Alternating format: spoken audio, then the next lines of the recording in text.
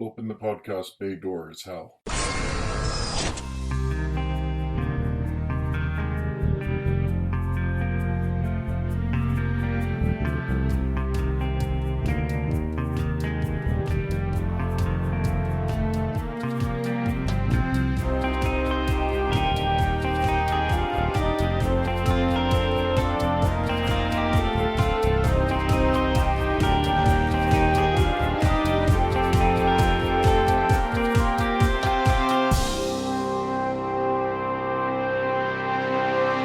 Hello everyone, and welcome to episode 53 of Welcome to Geektown. I'm your host, Kurt Onstead. I've been a proud geek all my life, being into role-playing games, board games, sci-fi, fantasy, and especially superheroes and comics. And I want to help others join me in those pursuits. But I've found that sometimes people can get overwhelmed or feel left out because they don't already have what some consider the requisite knowledge to be considered a fan. And that's where Welcome to Geektown comes in. Here you can ask your questions without feeling like a gatekeeper is calling you out for not yet being fully versed in every aspect of your new interest. Quick shout out to my patrons. Utuk Zul, Julio Herrera, and Lyndon Onstead continue to get my thanks for helping to keep the show running. As with many other creators, the coronavirus has knocked out my primary source of income, so if you have an extra $1 per month to help, it would be greatly appreciated. Just go to patreon.com/welcome to Geektown to join in. Speaking of the virus, I hope everyone is staying safe out there in this new social distancing era. Don't forget, you can still keep in contact with me to get your questions answered, or give me general comments by sending me an email at welcometogeektown@gmail.com. I would love to hear from you all more, especially since the show is usually powered by your questions. This episode, however, we're not going to answer a listener question, as it's a special anniversary episode. With my regular bi-weekly schedule, this episode marks as close as we'll get to 2 years to the date from my very first episode. For the 1-year anniversary, I talked about my favorite superhero of all time, Speedball. For year 2, I thought I'd go into a history of Speedball's teammates in the New Warriors, who are celebrating their 30th anniversary this year. If, after listening to this, you'd like to read some of the early adventures of the New Warriors, I'm actually going to be giving away volumes 1 and 2 of New Warriors Classic, which together cover the first 10 issues of the series, as well as their debut Thor issues, and a crossover story between the New Warriors and some of the X-Men titles in their 1990 annuals. If you'd like a chance to win these, simply join me over at Twitter at Geektown Podcast. As soon as I hit 100 followers, I'll announce the details of how to enter. Now, let's get started. The New Warriors debuted in late 1989 in Thor number 411 and 412, written by Tom DeFalco and drawn by Ron Frenz. The team consisted of existing characters Namorita, Nova, Speedball, Marvel Boy, and Firestar, along with a newly created character named Night Thrasher, aka Dwayne Taylor. The team helped Thor fight the Juggernaut. About 6 months later, the New Warriors ongoing monthly debuted, and we see how the team got together. Night Thrasher wanted to make a team, and recruited Nova, Marvel Boy, and Firestar, in very questionable ways that we'll get to.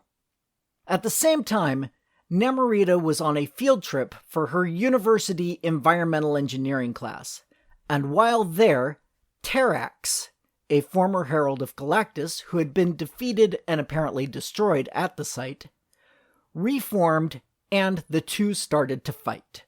The fledgling team rushed to the site and joined her, and Speedball, seeing this happen on TV, ditched his mom and joined the heroes as well. After the six defeated Terrax, they decided that they worked well together as a team, and, thanks to Speedball, were dubbed the New Warriors. Other than Night Thrasher and Speedball, Thrash had just been created, and Speedball was only a couple of years old at this point, the other members of the New Warriors each already had a history going back from 5 to nearly 20 years. Firestar was the youngest of these. As you may already know, Firestar is one of the few Marvel characters who did not originate in a comic book. Her first appearance was in the animated show Spider-Man and His Amazing Friends, which debuted in 1981. However, due to her popularity on TV, she was added into the Marvel Universe in 1985 in Uncanny X-Men number 193. She got her own miniseries shortly thereafter, which gave her origin story. Angelica Jones, or Angel to her friends, was a shy young girl who, upon discovering her mutant power to manipulate microwave radiation, was sent to the Massachusetts Academy, run by Emma Frost, who was still in full villain mode at the time. Emma wanted Angelica to become her own personal bodyguard and assassin, and so isolated her from the rest of the Hellions, the team of young mutants, similar to the X-Men or New Mutants from Xavier's School for Gifted Youngsters. By the end of the miniseries, Angelica had freed herself from Emma's control and went back to living with her father. This is how we find her when Night Thrasher calls her up and blackmails her into joining his team, threatening to reveal her identity to the world. She quickly forgives Dwayne and was a member of the team through all 75 issues of Volume 1. Despite her immense power, Firestar is portrayed as a fairly shy teenage girl, although she grows in confidence over her time in the group. The next warrior is Vance Astrovic, aka Marvel Boy. He has one of the strangest origin stories of the team, so strap in. Vance is a mutant with telekinetic powers. However, in one timeline, his powers didn't activate at puberty, as is normal for most mutants, and he went on to become an astronaut, also changing his name to Vance Astro. The young astronaut went on to become frozen in cryogenic suspension on an experimental spaceship that got lost in space. He woke up in the 30th century with his telekinetic powers activated and became one of the founding members of the Guardians of the Galaxy. The original Guardians were this future team. Star-Lord, Drax, and the rest that you know from the movies came much later in publication terms. Vance Astro at one point returned to the past in order to prevent himself from joining the Air Force and becoming an astronaut. At the same time, the stress of dealing with his future self activated the young Astrovic's powers, thus making a divergent timeline separating the destinies of Vance Astro and Vance Astrovic. The Vance of the main Marvel timeline took the name Marvel Boy for his crime-fighting adventures. His story turns quite tragic, as his father turned out to be abusive due to Vance being different, aka a mutant. Vance runs away from home and joins the Unlimited Class Wrestling Federation. Think the WWE, but with superpowers. While there, he befriended the Thing, who was taking a break from the Fantastic Four. Eventually, Vance does return home, with the promise that the abuse would stop. This brings us to New Warriors number 1, where Vance goes to Avengers Mansion, determined to join the team, and tries to prove himself worthy by taking on the mansion's defenses single-handedly. However, he's soundly defeated, and Captain America turns him away, saying that he's too young, among other issues. Night Thrasher, however, sees the potential and grabs Vance's attention soon thereafter, recruiting him into what will soon become the New Warriors. Vance would actually be a very welcome member of the Welcome to Geektown team, as he's known as something of a superhero encyclopedia. Captain America is his personal idol, although over the years this superhero worship gets tempered from his hard experiences. This brings us to Nova, who was actually the first person recruited by Night Thrasher for the team. Nova's origin story is very similar to Green Lantern's over at DC. Richard Rider is a high school student who gains his powers from a dying alien who was the last member of the Nova Corps, an elite group of space cops from the planet Xandar. Some of this will sound familiar to those of you who watched the first Guardians of the Galaxy movie. Nova uses his newfound powers to fight crime on Earth. Eventually, he travels to Xandar and fights in that planet's war against the Skrulls. At the conclusion of the war, Rich decides to go back to Earth, but has to give up his powers in order to relinquish his duties to the planet Xandar. At the beginning of New Warriors, we find Rich has had trouble readjusting to normal life on Earth, having missed a year of high school, and is aimlessly wandering through life. Night Thrasher, having hacked into S.H.I.E.L.D.'s files, finds that the Nova powers are actually still inside Rich, but dormant. Believing adrenaline to be the key, Dwayne abducts Rich and drops him off a 3-story building. Fortunately, the plummet does reactivate the Nova Force, and Rich flies back up to safety. It's at this point that Night Thrasher recruits Nova onto his team.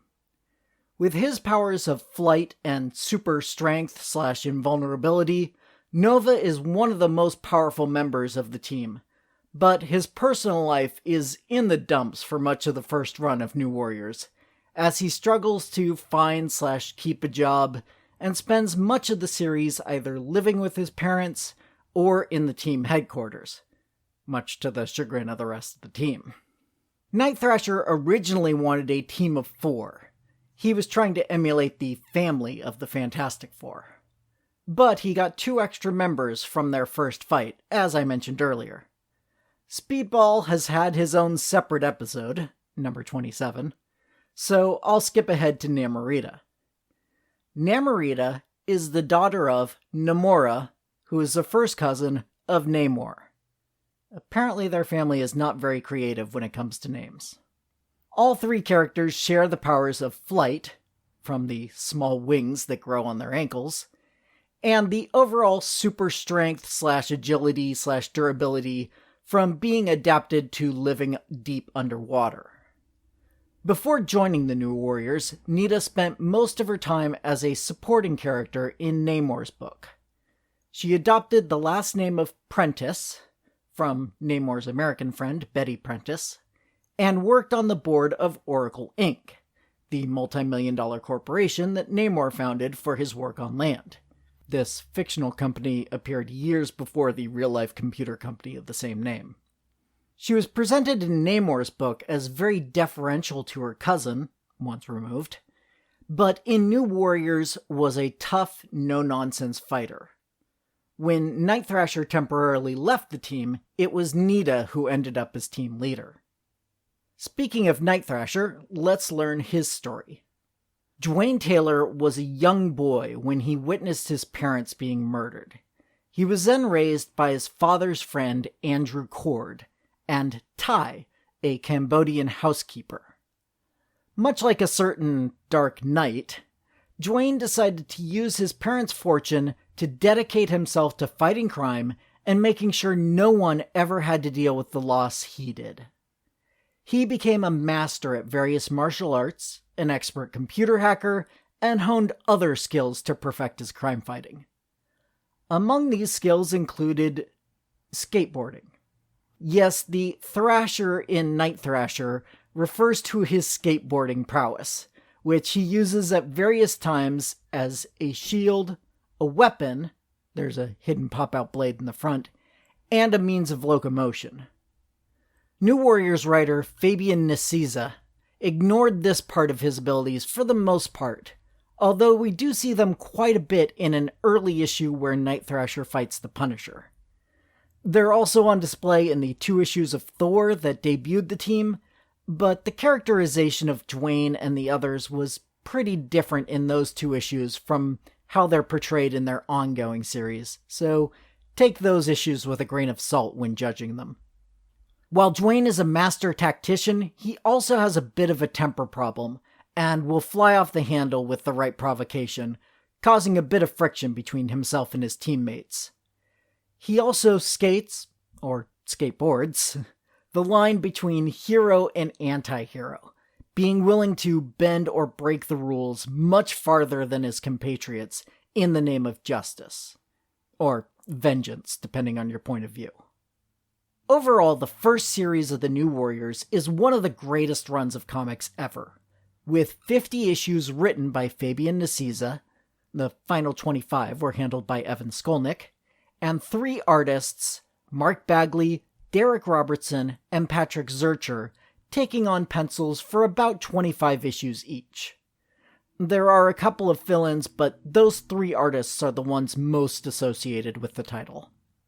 Having just 2 consistent writers allowed for long-term story arcs to take place. The book dealt with some very serious subjects, including parental abuse, the horrors of war, criminal justice reform, and sexual assault, in incredibly thoughtful and touching stories that come from and contributed to natural character development.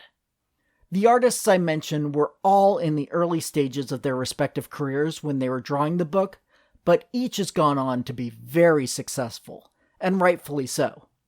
Personally, Derek Robertson is my favorite comic book artist of all time, not just for New Warriors, but Bagley and Zurcher are right up there as well. During those original 75 issues, other members joined the team, including Silhouette, Rage, Turbo, Timeslip, and others. More characters came and went in the other 4 volumes of New Warriors that have been released so far. Perhaps I'll touch on those in future anniversary episodes.